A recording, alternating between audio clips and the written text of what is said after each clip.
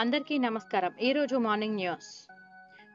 నడి రోడ్డుపై జనసేనాని బైఠాయింపు. జనసేన అధినేత పవన్ కళ్యాణ్ టీడీపీతో పొత్తు ఉంటుందని చెప్పి ఏడాది పూర్తవుతుంది. టీడీపీ అధినేత చంద్రబాబు నాయుడు అరెస్ట్ను ఖండిస్తూ గతేడాది సెప్టెంబర్ 9న పవన్ రోడ్డు మార్గంలో హైదరాబాద్ నుంచి విజయవాడకు వెళ్లారు. ఆ సమయంలో గరికపాడు వద్ద పోలీసులు జనసేనాని అడ్డుకోవడంతో ఉద్రిక్తత వాతావరణం నెలకొంది. దీంతో ఆయన రోడ్డుపైనే పడుకొని నిరసన తెలిపారు.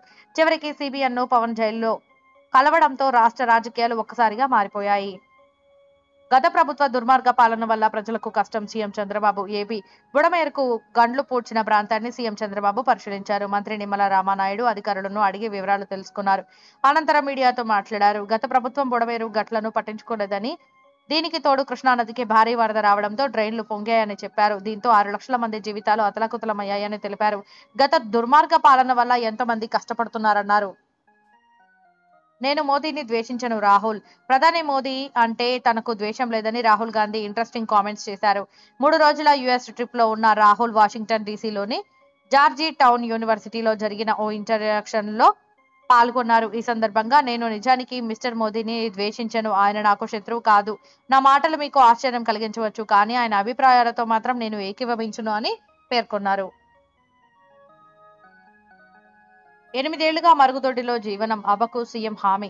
తెలంగాణ సీఎం రేవంత్ రెడ్డి మంచి మనసు చాటుకున్నారు. గత 8 ఏళ్లుగా మరుగుదొడ్డిలోనే జీవనం సాగిస్తున్న వికారాబాద్ కు చెందిన మల్లమ్మ గురించి తెలుసుకుని ఆమెను ఆదుకుంటామని ఎక్స్ వేదికగా హామీ ఇచ్చారు. ఇలాంటి పరిస్థితులు చూస్తుంటే బాధగా ఉంది. ఆమెను పరామర్శించి ఆమె క్షేమం కోసం తక్షణమే చర్యలు తీసుకోవాలని అధికారులను ఆదేశించారు.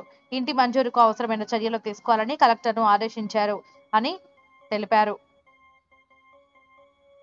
చిన్నపిల్లల పాకెట్ మనీ తీసుకోవడం ఏంటి? షర్మిల ఏపీ చంద్రబాబు డబ్బులు తీసుకోవాల్సింది చిన్నపిల్లల దగ్గర కాదు, కేంద్రం దగ్గర అని ఏపీ కాంగ్రెస్ చీఫ్ షర్మిల విమర్శించారు. 10 ఏళ్లుగా టీడీపీ, వైసీపీ ఎంపీలు బీజేపీకి ఊడిగం చేస్తున్నారు. వరద బాధితుల కోసం చిన్నారుల పాకెట్ మనీని తీసుకోవడం ఏంటి? కేంద్రం నుంచి 10,000 కోట్లు తీసుకురావాలని చంద్రబాబును డిమాండ్ చేస్తున్నా.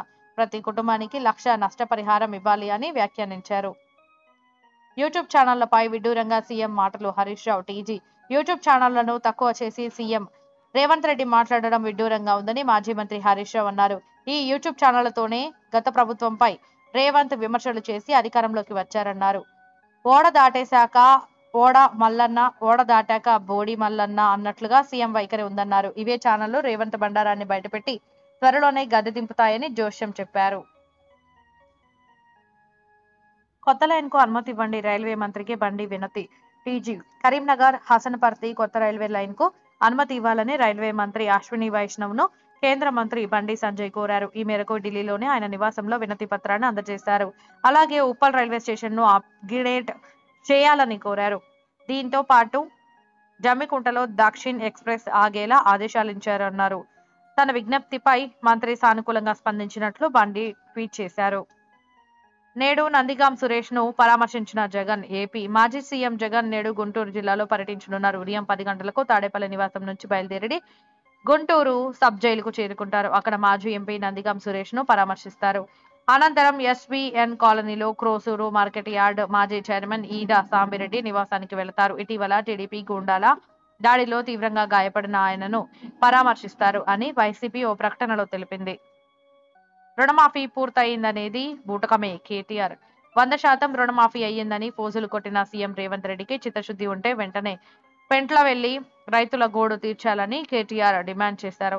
రుణమాఫీ పూర్తి అని చెప్పిన సీఎం మాటలు బూటకం అనేదానికి నాగర్ కర్నూలు జిల్లాలోని పెంటవెల్లి సంజీవ సాక్ష్యం. 499 మంది రైతుల్లో ఒకరంటే ఒకరికి రుణమాఫీ కాకపోవడం పచ్చి మోసం కాక మరేమిటి? వీరికి రుణమాఫీ ఎందుకు కాలేదో సీఎం సమాధానం చెప్పాలి అని ట్వీట్ చేశారు. గ్రేటెస్ట్ కెప్టెన్లలో రోహిత్ ఒకరు. పాంటింగ్ రోహిత్ శర్మను అత్యుత్తమ కెప్టెన్లలో ఒకరిగా పరిగణిస్తానని ఆస్ట్రేలియా క్రికెట్ దిగ్గజం రికీ పాంటింగ్ అన్నారు. ముంబై ఇండియన్స్ సమయం నుంచి నాకు రోహిత్ తెలుసు. కెప్టెన్ గా తన పేరు నేనే సూచించాను. ఆటగాడిగా, కెప్టెన్ గా తాను అద్భుతం. కెప్టెన్సీ అనేది గ్రౌండ్ కంటే తెరవెనికే ముఖ్యం. ప్లేయర్ల నుంచి బెస్ట్ ఆటను బయటికి తీసుకురావడంలో రోహిత్ అత్యుత్తమం. వారి పట్ల చాలా జాగ్రత్త తీసుకుంటారు అని కొనియాడారు. ఛాంపియన్ కు మనం ఇచ్చే స్వాగతం ఇదేనా? పారా ఒలింపిక్స్ లో సత్తా చాటి మెడల్తో తిరిగి వచ్చిన తమకు ఘన స్వాగతం లభిస్తుందని అథ్లెట్లు భావించారు. టీ20 వరల్డ్ కప్ విజేతలకు లభించిన స్వాగతం తర్వాత ఏ క్రీడాకారుడైనా ఇలానే ఆలోచిస్తారు. అంతే ఉత్సాహంతో ఫ్లైట్ దిగి బయటకు వచ్చి చూస్తే కుటుంబీకులు, సన్నిహితులు, 10ల సంఖ్యలో క్రీడాభిమానులు మినహా ఎవరూ కనిపించలేదు. ఈసారి 7 స్వర్ణాలతో సహా 29 పతకాలు గెలిచినా ఇలా చేయడంపై క్రీడా ఔత్సాహికులు ఆవేదన వ్యక్తం చేశారు. సుప్రీం ఆదేశాల్ని బేఖాతరు చేసిన కోల్కతా వైద్యులు. ఈ రోజు సాయంత్రానికల్లా విధుల్లో చేరాలన్న సుప్రీంకోర్టు అల్టిమేటంను కోల్కతా వైద్యులు బేఖాతరు చేశారు. విధుల్లో చేరని పక్షంలో క్రమశిక్షణా చర్యలు తీసుకోవాల్సి వస్తుందని ధర్మాసనం చేసిన హెచ్చరికల్ని లైట్ తీసుకొని తమ నిరసనల్ని కొనసాగించారు.